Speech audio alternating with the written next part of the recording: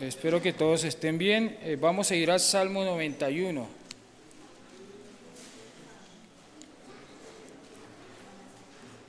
Es un hermoso salmo, muy conocido por todos nosotros, creyentes e inconversos, ¿no? Es un salmo que generalmente siempre está abierto en casa, ¿no? El Salmo 91, que habla de la morada bajo la sombra del Omnipotente. Vamos a ver algunas cositas ahí, antes de arrancar. Algunos temas, si quieres la siguiente diapositiva. Bien, algunas cosas a considerar importantes. Este salmo no tiene título, ¿sí? Ok, ya creo que están saliendo. Sí. Ok, los niños pueden salir a su clase.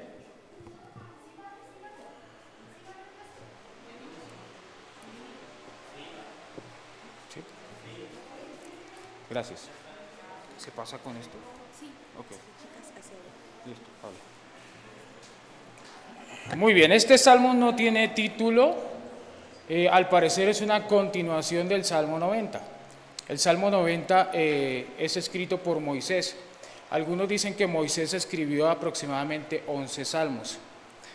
Este salmo, en primer lugar, bueno, se atribuyó a Moisés junto con el Salmo 90.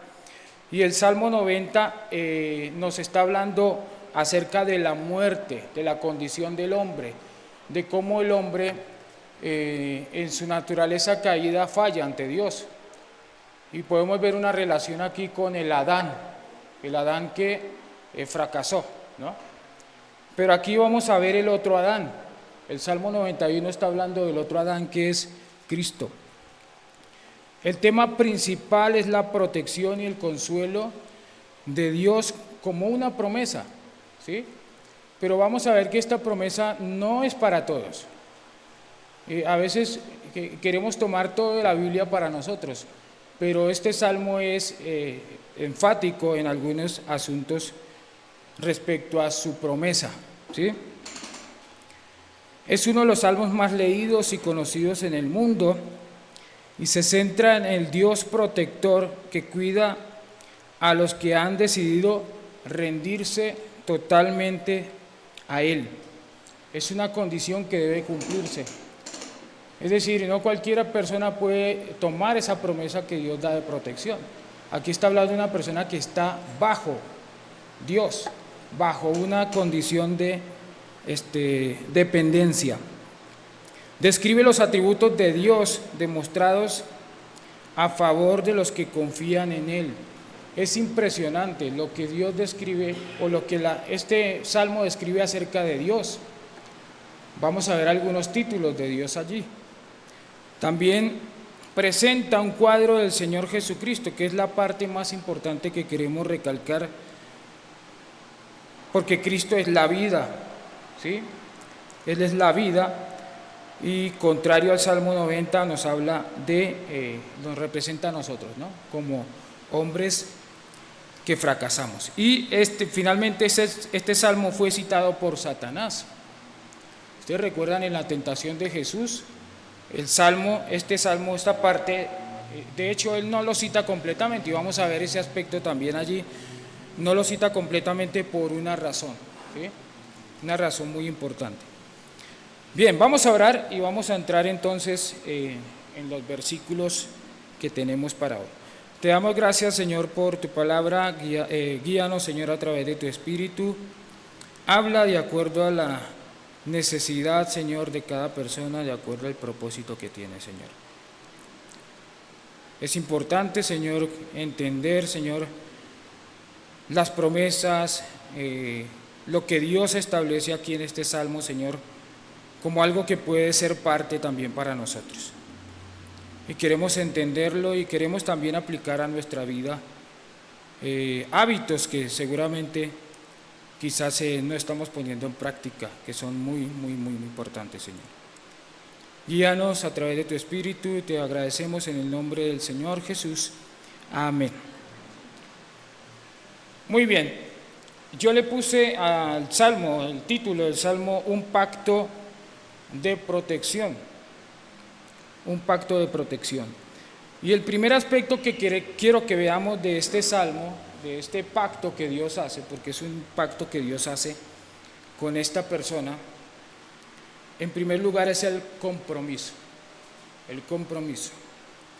Versículo 1 dice, el que habita al abrigo del Altísimo. Esa palabra habitar significa estar sentado, oculto en el Altísimo. Es permanecer, establecerse, casarse. Esta palabra me llamó mucho la atención. Se puede traducir como casarse. Es decir, esta persona tiene una comunión íntima con el Señor. Habita. ¿Sí? Es una costumbre, es un hábito. Permanece. Dice, habita al abrigo del Altísimo. Y entonces aquí va el primer título de Dios, que es el Elión, el Dios Altísimo. Pero la idea de esta palabra es, como lo describe Daniel, es decir, hay mucha gente a cargo de muchas cosas. ¿Sí? Aquí tenemos un presidente, luego tenemos otro, quizás una organización que controla varios países, ¿no? Y así sucesivamente, siempre hay un orden mayor. Pero la idea de esta palabra es que Él está por encima de todos ellos. Esa es la idea. El Altísimo que está sobre los que están altos. Esa es la idea de esa palabra. El Elión, el Dios soberano. La soberanía habla de que Él tiene el control. Él no ha perdido el control. Él permite que pasen cosas, pero siempre bajo su control, según su buena voluntad. Vamos a Daniel 4, Daniel 4:34.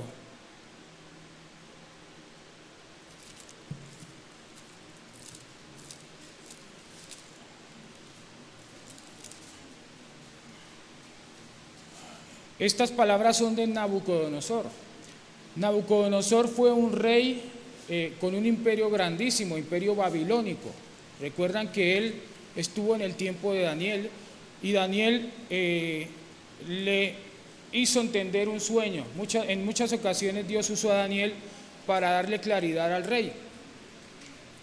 Pero Nabucodonosor tenía un gran problema. Él era una persona egocéntrica, orgullosa. Y entonces él va a decir acá, va a hacer una expresión y va a decir, no es esta la gran Babilonia que yo edifiqué para casa de mi majestad, para gloria de mi poder, ¿verdad? Exaltando lo que él había hecho como imperio.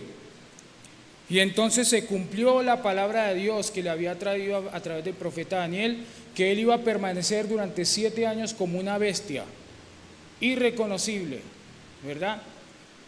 Pero al final de estos 7 años él vuelve en sí. Él vuelve en sí y él va a decir unas palabras y dice, versículo 34, mas al fin del tiempo, yo Nabucodonosor alcé mis ojos al cielo y mi razón me fue devuelta y bendije al Elión. Esa es la palabra allí, al Altísimo, al que gobierna por encima de su imperio. Recuerden que el imperio de ese entonces era Babilonia y era el imperio más grande que había en el mundo. Pero Nabucodonosor estaba reconociendo acá y diciendo, no, el que tiene el poder, el soberano, no soy yo, es el Elión, el Altísimo, el Dios soberano. Dice, y alabé y glorifiqué al que vive para siempre, cuyo dominio es sempiterno, es decir, para siempre, por la eternidad, y su reino por todas las edades.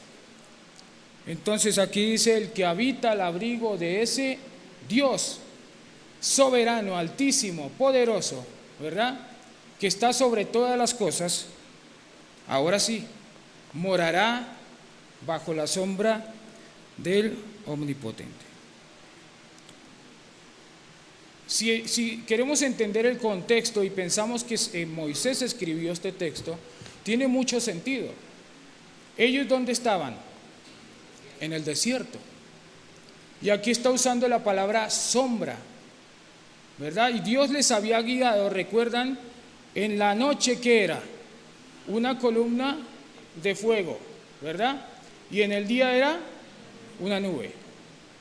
Y esa era la sombra del Altísimo, protegiéndolos a ellos, a su nación, a Israel. Esta sombra es un símbolo de vida y protección del sol, ¿sí? Pero no solamente eso, es un símbolo también de cercanía y comunión con Dios. Cercanía y comunión con Dios, porque Él nos tiene bajo sus alas. Y usa una palabra aquí, el omnipotente.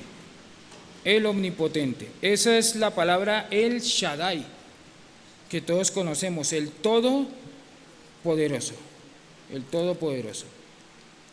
Entonces, en primer lugar, ¿por qué quiero que veamos esta palabra compromiso? Porque no cualquier persona habita o está en comunión permanente con Dios. Por eso hay que tener un compromiso con Dios. Y el compromiso va de lado y lado. El compromiso va empezando obviamente por Dios, que es fiel, pero también yo teniendo comunión con Él, teniendo una relación íntima con Dios. Bien, seguimos allí el versículo 2. Bueno, antes de entrar ahí, aquí no está hablando de un refugio temporal, ¿verdad? Es decir, me veo en la necesidad de buscar ayuda y entonces voy a ese refugio. No, aquí no está hablando de eso. Está hablando de una persona que ya está allí, que ya está en Dios, digámoslo así, en una comunión con Dios. Dice, no es una visita ocasional, ¿sí? Esa es la típica vida de un religioso, ¿verdad? Cuando necesito a Dios estoy orándole, estoy rezándole. No, no está hablando de eso. No es para quien necesita una salida fácil. Tengo un problema, el Dios bombero, ¿no? El que me apaga el incendio. No, no está hablando este salmo de eso. Está hablando de una decisión de vida. Es para aquel que ha tenido una rendición total y una cercanía espiritual con Dios. Creo que se me olvidó.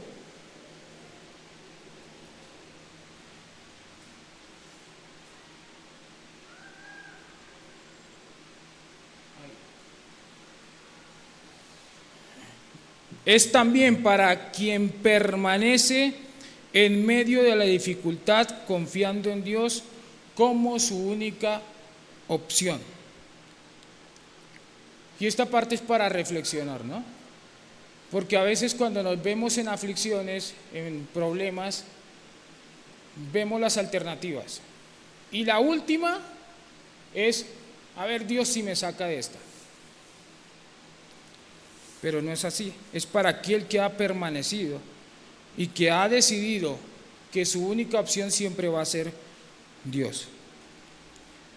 Dice el versículo 2, diré yo a Jehová, esperanza mía y castillo mío, mi Dios en quien confiaré.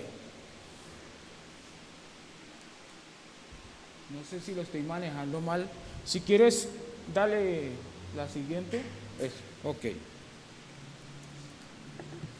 Usa la palabra Jehová, que es Yahvé, que significa el eterno, autosuficiente, autoexistente. Es decir, el que no necesita absolutamente de nadie. Dios autoexistente, autosuficiente, eterno. Es decir, es reconocer que el único refugio seguro está en Dios. El único refugio seguro está en Dios. Es una propuesta de corazón de no buscar socorro fuera de Dios. De no buscar socorro fuera de Dios. Por eso el salmista dice, yo voy a decir, esa va a ser mi convicción, ¿verdad? No hay más como dice otro salmo, no hay para mí bien fuera de ti, ¿verdad? Yo solamente voy a esperar en Dios, y usa la palabra castillo. Esa palabra se puede traducir también como baluarte. Y aquí tengo una imagen, les voy a explicar un poco. Estas eran unas cortinas o muros, ¿verdad?, que cubrían la ciudad. El baluarte vendría a ser esta parte de acá. Esta parte era muy importante, porque esta parte no solamente era donde ellos se defendían, sino que atacaban. Entonces el salmista está diciendo: tú eres eso para mí, tú eres mi defensa. Y en cierta manera es la forma de ataque, ¿no? La forma de ataque dependiendo del Señor. Entonces aquí usa esta figura de baluarte. Dios es nuestro baluarte. Y dice al final: mi Dios, en quien confiaré. Mi Dios, en quien confiaré. Esta palabra es Elohim, es la que se usa en la creación. Y usa de una forma plural. Plural, es decir, aquí está Dios el Padre, Dios el Hijo, Dios el Espíritu Santo. El Dios supremo, el mismo Dios creador. El mismo Dios creador. Entonces, estos dos primeros versículos hablan de un compromiso que uno como hijo de Dios debe tener. Pero en segundo lugar también, versículo 3, habla del cuidado de Dios, del cuidado que Dios tiene. Dice: Él te librará del lazo del cazador, de la peste destructora. Entonces Dios promete protección ante los hombres, enemigos, ¿verdad?, adversarios, pero también Dios promete protección hacia las pestes o las cosas, las plagas que puedan venir. En primer lugar, Salmo 31, 4. Salmo 31, 4, hablando de los enemigos.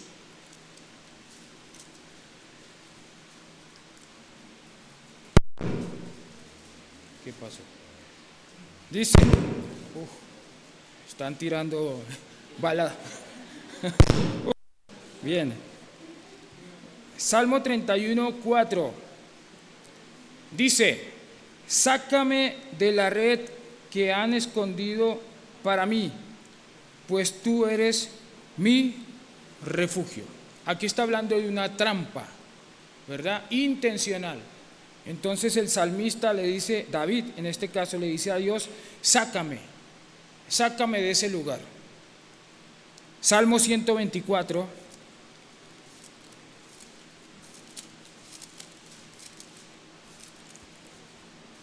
versículo 6 al 8. Dice: bendito sea Jehová, que no nos dio por presa a los dientes de ellos. Nuestra alma escapó cual ave del lazo de los cazadores. Se rompió el lazo y escapamos nosotros. Nuestro socorro está en el nombre de Jehová, que hizo, fíjense esta parte, el creador, el Elohim, que hizo los cielos y la tierra. Nuestra alma escapó cual ave, pero por la obra de Dios, por la intervención de Dios. Dios promete, a veces hay enemigos, hay adversarios, hay circunstancias difíciles.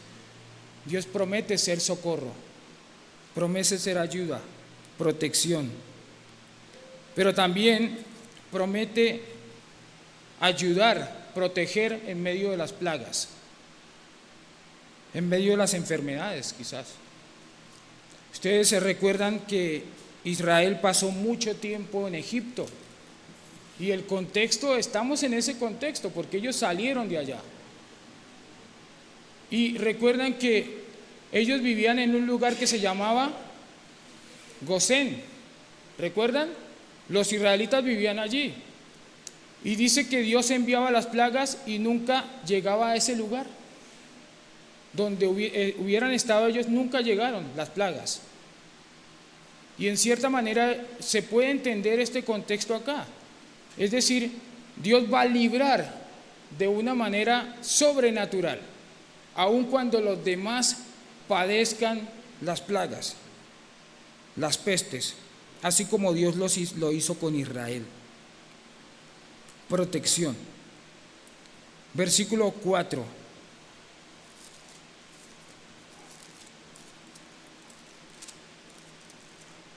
Dice, con sus plumas te cubrirá, y debajo de sus alas estarás seguro. Escudo y adarga es su verdad. Entonces usa la expresión de las plumas, las alas, y eso se relaciona con la cobertura de Dios. Estoy seguro, yo estoy seguro como hijo de Dios, porque estoy bajo sus alas. Estoy protegido por Él. Y usa también dos cosas allí, dice escudo y adarga. Pero es interesante que la palabra escudo aquí no es el que nosotros imaginamos. Es un escudo que tenía púas. Tenía púas, es decir, que no permitía que se acercaran. Pero también usa la palabra adarga, que es un escudo más pequeño, flexible, ligero y manejable. Entonces Dios viene a hacer eso para nosotros, esa protección. Con sus plumas te cubrirá y debajo de sus alas estarás seguro. Me hace recordar a Agar. Ustedes recuerdan que Agar tuvo problemas con Sarai, que era la esposa de Abraham. Y finalmente, por los celos, porque ella no podía tener hijos, ella expulsó a Agar al desierto. Y ella estaba muy afligida y le dijo, Dios, voy a morir acá. Pero Dios para ella fue un refugio. Y ella llamó a ese lugar donde estuvo, este es el pozo del viviente que me ve. Es decir, el Señor fue mi protección, el Señor fue en tiempo de angustia el que me libró y el que me salvó. Ese es Dios para nosotros, ese Dios que deberíamos tener, ¿no?, en nuestra mente, el Dios que nos salva. Dice el versículo 5, no temerá el terror nocturno, ni saeta que vuele de día. Entonces aquí está hablando de los temores, está hablando del miedo durante el día y durante la noche. Es decir, esta persona que está bajo las alas de Dios no va a tener temor del día ni la noche, ni lo que pueda traer el día, ni lo que pueda traer la noche. El temor suele bloquear nuestra vida.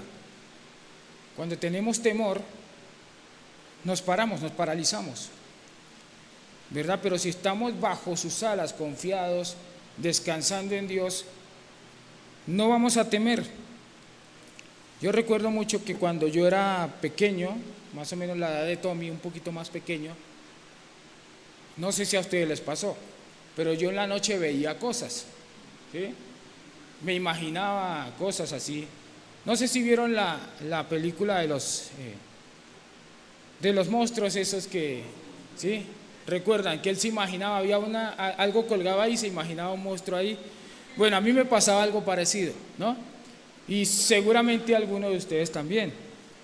Pero recuerdo que hubo una crisis en mi vida en la cual no podía dormir solo.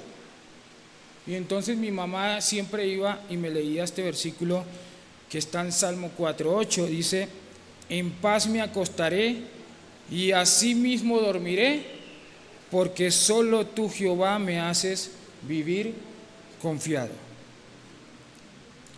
Entonces yo aprendí de pequeño que en Dios había que tener confianza, que había que descansar. que Él era nuestro protector.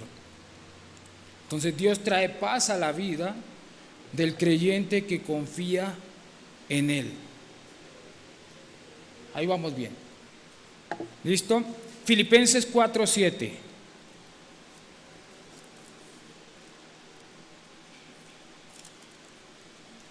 Si algún hermano lo tiene, lo puede leer fuerte para que no se me duerman.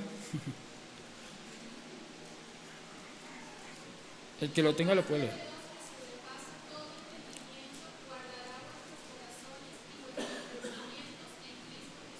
Muy bien. Entonces la paz de Dios que sobrepasa todo entendimiento, es decir, es una paz que no entendemos por qué está. A veces podemos pasar aflicciones, problemas muy fuertes que otra gente no podría soportar, pero Dios está allí con su paz, ¿verdad? Es algo que no entendemos. Es en cierta manera un sentimiento que no entendemos, ¿verdad? La paz que Dios trae a nuestra vida.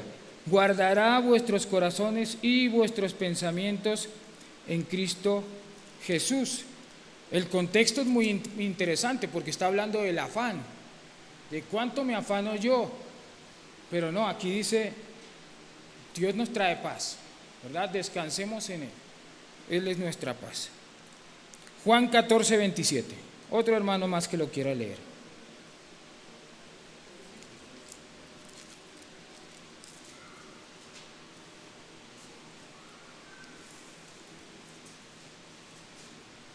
¿Quién lo tiene? Juan 14:27. La paz os dejo, mi paz os doy, yo no os la doy como el mundo da. No se turbe vuestro corazón, ni tenga miedo. Muy bien. Este pasaje es hermoso por su contexto, porque el Señor Jesús les está diciendo, yo me voy a ir, ¿verdad? Pero no se preocupen, voy a enviar un consolador. Y aquí está diciendo, no se preocupen, no se turben, no se intimiden.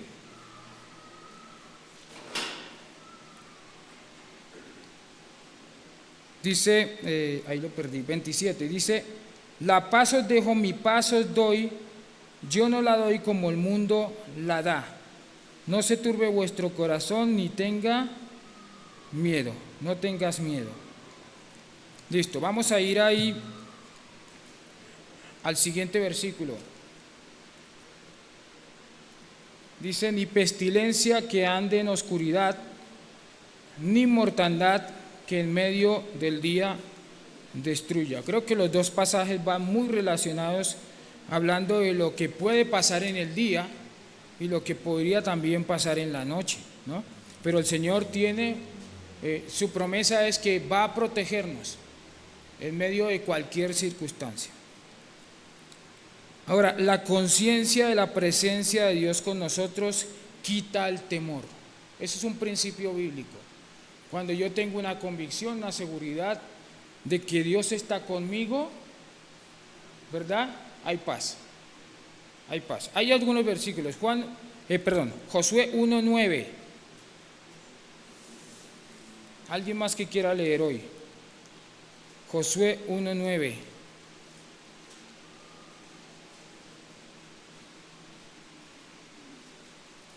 ¿Qué dice?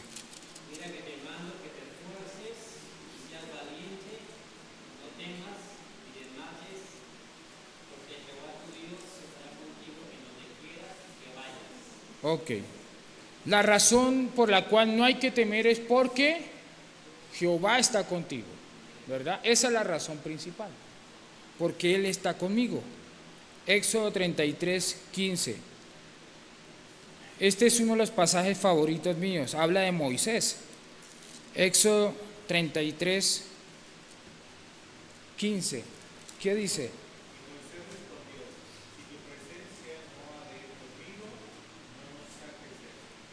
Ok. Entonces Moisés le está diciendo a Dios, espera un momento, si tú no vas a ir conmigo, yo no quiero ir a ninguna parte, ¿verdad? Y el versículo anterior dice, mi presencia irá contigo y te daré descanso. Entonces la conciencia de la presencia de Dios en nuestra vida trae paz, trae tranquilidad. quita el temor. Ahora, la Biblia también menciona muchas veces esta expresión: no temas, no te amedrentes, no tengas miedo, ¿verdad? Algunos dicen, no sé si es cierto, que esta expresión es usada 365 veces, ¿no? La verdad no sé si sea cierto, pero tiene mucho sentido, ¿no? Como si Dios nos dijera cada día: no temas, ¿verdad? No te amedrentes, no tengas temor, no tengas miedo. Bien, versículo 7. Dice: caerán a tu lado 1000 y 10.000 a tu diestra, mas a ti no llegarán. Es decir, hay un poder sobrenatural liberando al que espera en Dios, ¿verdad? Van a morir muchos más, quizás van a caer muchos, pero no van a llegar a ti, porque hay un poder sobrenatural de parte de Dios protegiendo tu vida. Eso es lo que está diciendo el salmista. De alguna manera Israel había visto ese poder de Dios destruyendo sus enemigos. Ustedes recuerdan que ellos salieron de Egipto 40 años al desierto. Dios muchas veces los disciplinó, hubo mortandad y todo, pero Dios siempre los libró y hizo grandes milagros. En una ocasión cayeron grandes piedras del cielo y destruyeron un ejército entero. Era porque Dios estaba con ellos. Entonces Dios actúa de forma sobrenatural. Él no tiene ningún problema, Él todavía hace milagros. Él todavía en la actualidad hace milagros. El tema es nosotros, ¿no? O sea, a veces nosotros no estamos bajo la sombra de Dios. Por lo tanto, no podemos reclamar ese tipo de promesas, ¿verdad? Versículo 8 dice: mas tú, Jehová, leí el 92, sí. Ciertamente con tus ojos mirarás y verás la recompensa de los impíos. Entonces aquí está hablando del juicio de Dios. Dios no pasa por alto el pecado, Dios no pasa por alto el impío, y Dios paga al impío conforme a su justicia. Como creyentes esperamos que Dios actúe en su justicia. Eso es lo correcto. Lo correcto es esperar en Dios, esperar que Dios tome cartas en el asunto. Mateo 5:6. También el que lo tenga lo puede leer, por favor. Mateo 5:6. Bienaventurados los que tienen hambre y sed de justicia, porque ellos serán saciados. Muy bien. Entonces habla de estas personas que muchas veces sufren, ¿verdad? Porque está hablando de un grupo de personas que sufre tribulación. Para ellos hay una promesa: Dios va a hacer justicia. Ellos tienen hambre, sed de justicia, es decir, esperan que Dios obre, y Dios va a hacerlo. Dios juzgará al mundo con justicia. Eso lo habla también Apocalipsis 20, del 12 al 13. Hay otro pasaje que está en Deuteronomio 32-35. Dice: del Señor es la venganza, ¿verdad? Y lo repite en Romanos. Este texto lo vuelve y lo toma Pablo y lo escribe allí en Romanos 12:19.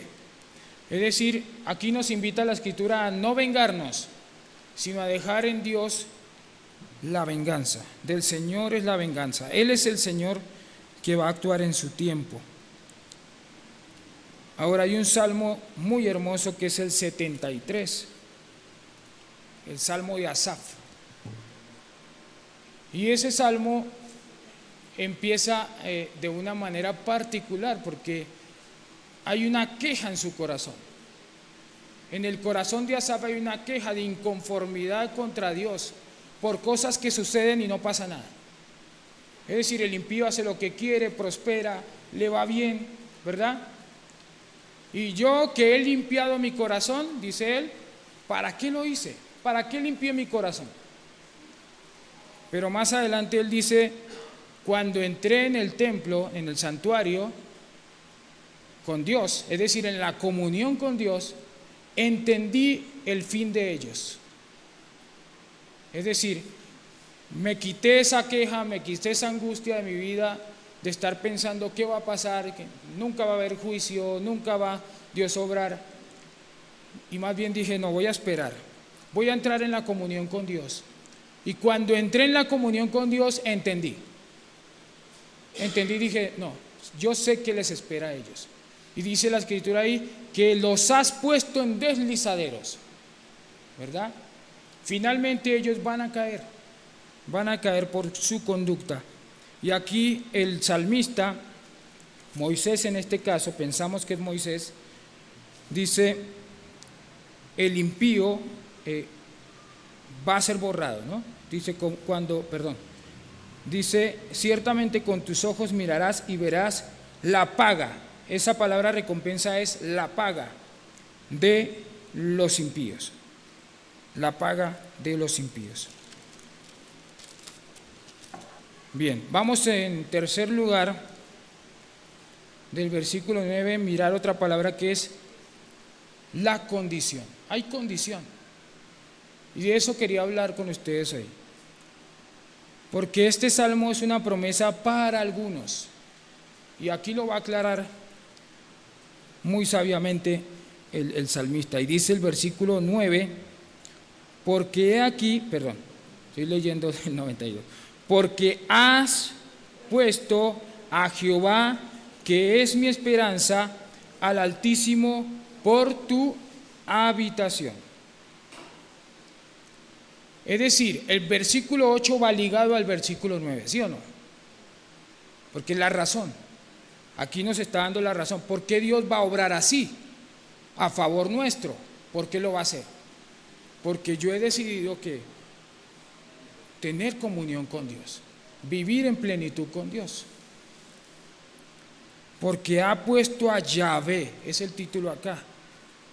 Yahvé es el todopoderoso Dios, ¿no? El autoexistente Dios. Y menciona nuevamente esta palabra, el Altísimo, el Elión, como habitación. Es decir, aquel que ha priorizado la comunión y la obediencia a Dios. Ha priorizado la comunión y la obediencia a Dios. Pero también el versículo 14, vamos a saltar un poquito allí, porque quiero dejar lo último, que es hablando de Cristo un poco. Versículo 14 dice, por cuanto en mí ha puesto su amor.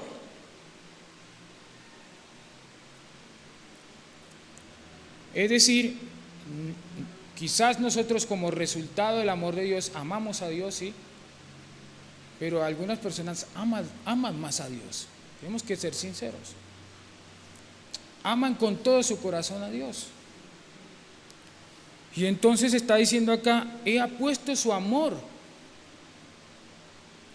Y quiero que reflexionemos en esta parte. ¿Cuánto amamos a Dios? Personalmente.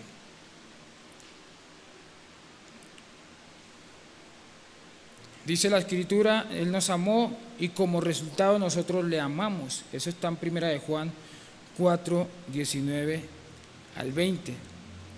Esto indica que el creyente tiene un compromiso con Dios, con su Dios, de amarlo con todo su corazón. Sabemos que la ley en cierta manera no está vigente en cuanto a su cumplimiento, pero la ley se resume en esto: amarás al Señor tu Dios con todo tu corazón y a tu prójimo como a ti mismo.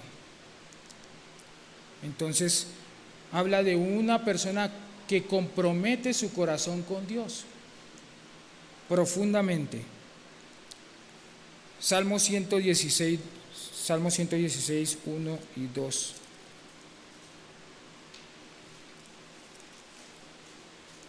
Dice, amo a Jehová, pues ha oído mi voz y mis súplicas, porque ha inclinado a mí su oído, por tanto le invocaré en todos mis días. Jeremías 9:24.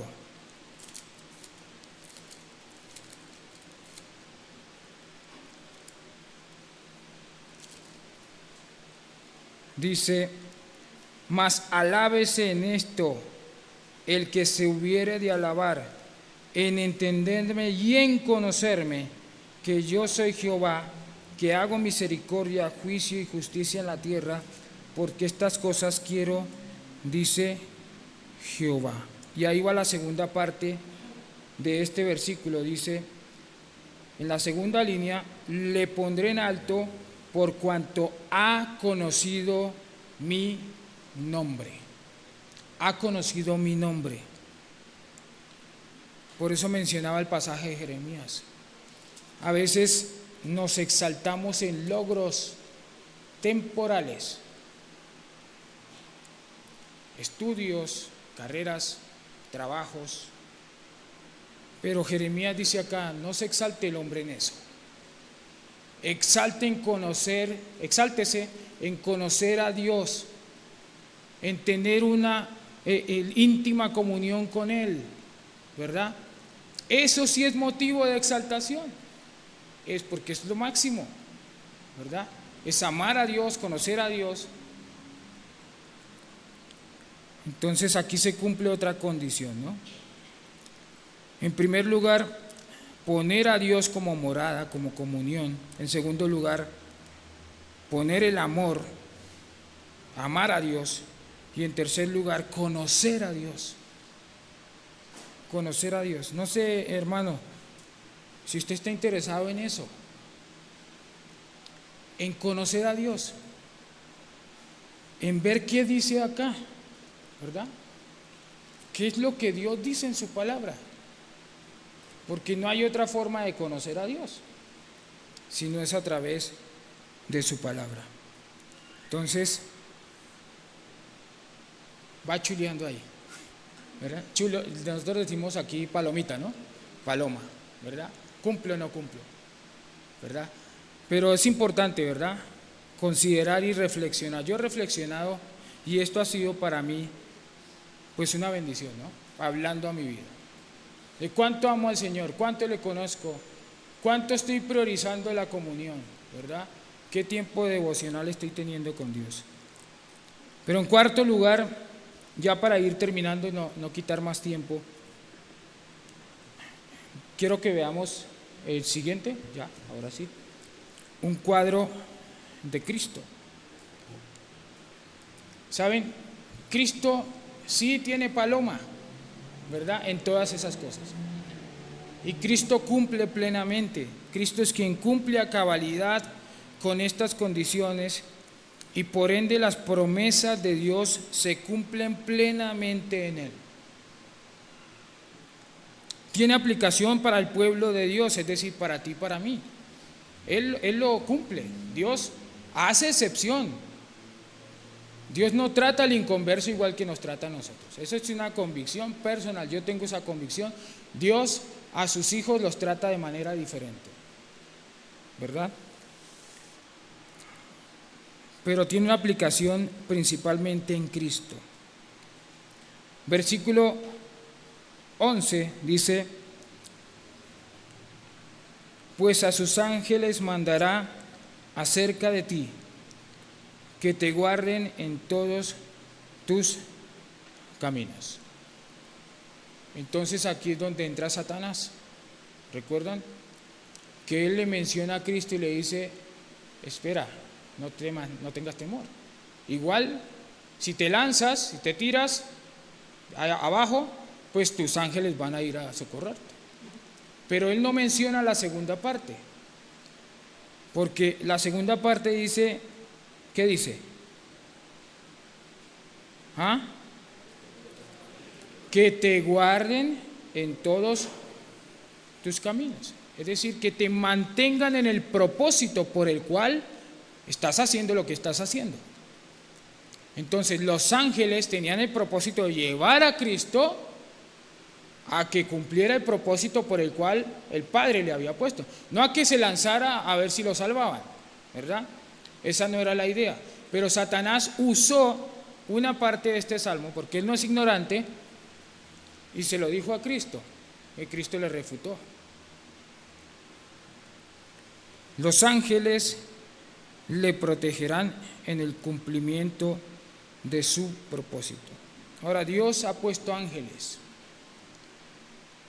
Y esos ángeles son llamados para servicio a favor de los que serán herederos de la salvación. Eso lo dice la Escritura. Es decir, tú y yo. Esos ángeles están en servicio nuestro, así como lo fue con el Hijo de Dios, Cristo. Versículo 12 dice: en las manos te llevarán para que tu pie no tropiece en piedra.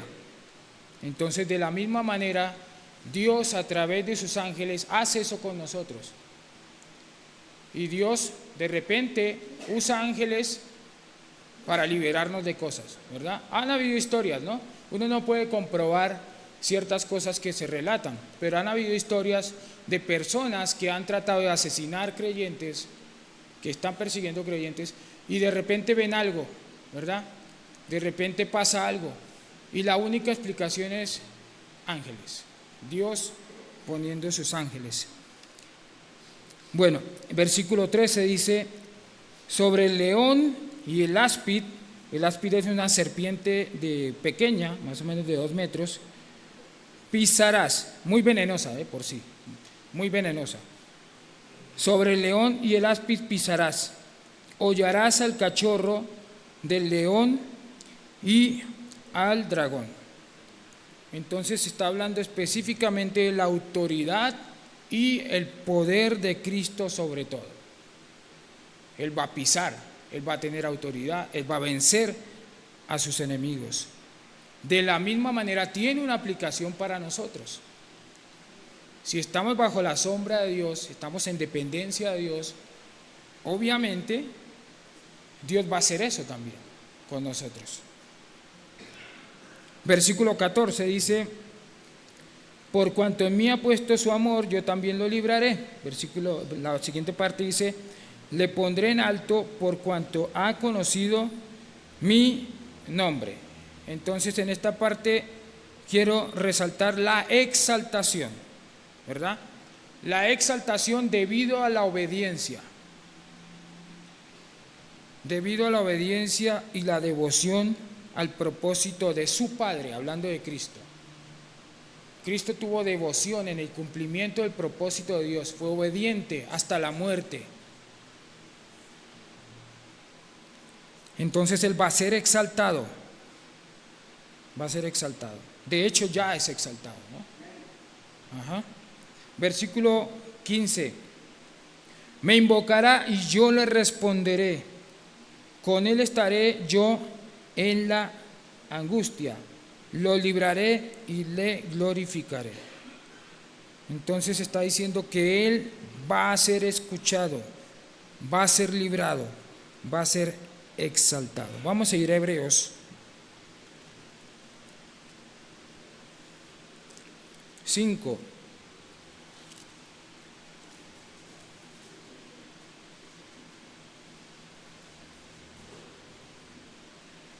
Vamos a leer desde el versículo 7 al 10.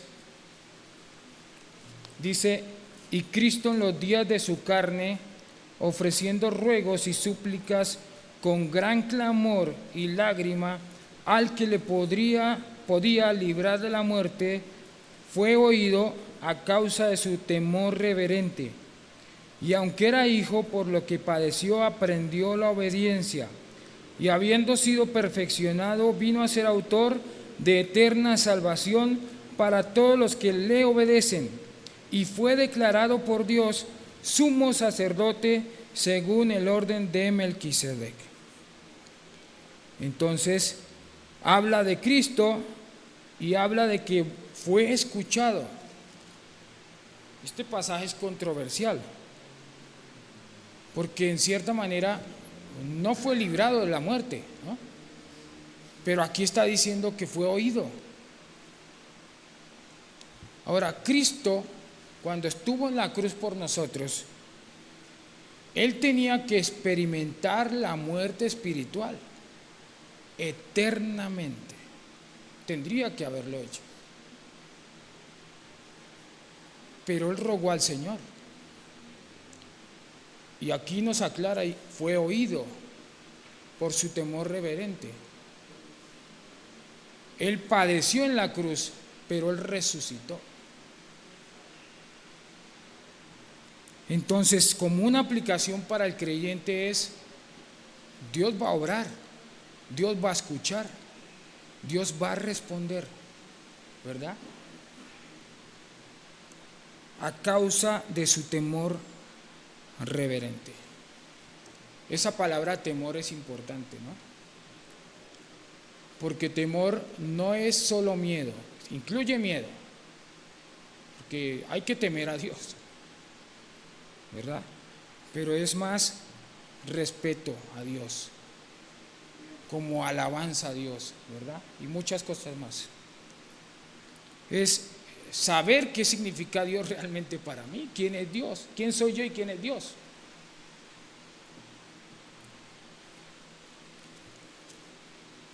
Versículo 16 dice, lo saciaré de larga vida y le mostraré mi salvación. Entonces aquí está hablando de longevidad y perpetuidad. Cristo será exaltado para siempre como rey, ¿verdad? Él va a ser el soberano. Pero también, en cierta manera, aplica a nosotros, hablando de una vida eterna, hablando de larga vida y hablando de una salvación. La escritura en Hebreos dice, hablando del creyente, dice, no descuides una salvación tan grande. Dios ha tenido misericordia con nuestra vida, ¿verdad?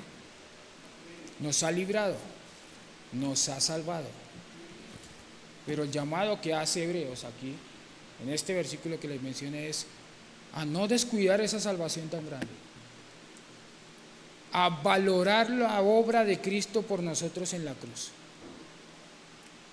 y ahora entrar en la comunión con ese Dios altísimo, que está por sobre todas las cosas, el Elión, y el Dios que existe en sí mismo, el Dios que no necesita de nadie, Yahvé, ¿verdad?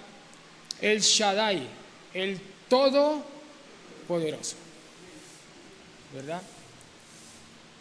Si lo pensamos de esa manera, podríamos decir, lo más fácil sería estar bajo la sombra de Dios, ¿verdad?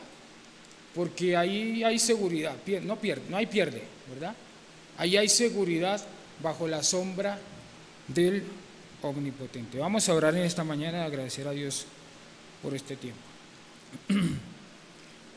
Dios, gracias por Cristo Jesús. Gracias por ese hombre perfecto que murió por nosotros en la cruz y que nos trae salvación a través de la fe. Gracias, Señor, porque tenemos la oportunidad de tener una comunión contigo a través de Cristo. Tenemos la cercanía, podemos acercarnos confiadamente ante tu trono y de esa manera poder conocerte, amarte, saber quién eres para nosotros. A veces tenemos un Dios muy lejano, un Dios de religión, un Dios de domingos, pero no un Dios que está permanentemente cuidando, que está sosteniendo nuestra vida. Ayúdanos a analizar en nuestro corazón nuestras actitudes, nuestros pensamientos, Señor, respecto a lo que tú eres para nosotros. Gracias porque es una promesa hermosa, Señor. Tú dices que vamos a morar bajo la sombra tuya, del Todopoderoso. Gracias, Señor, en el nombre de Cristo Jesús te agradecemos. Amén. Muchas gracias, hermanos.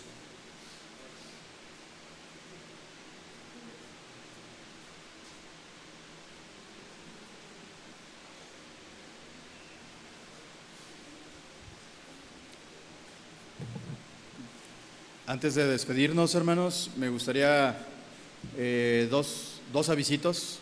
Primero, reconocer a las personas que nos visitan por primera, segunda vez, y pues también como iglesia darles la bienvenida.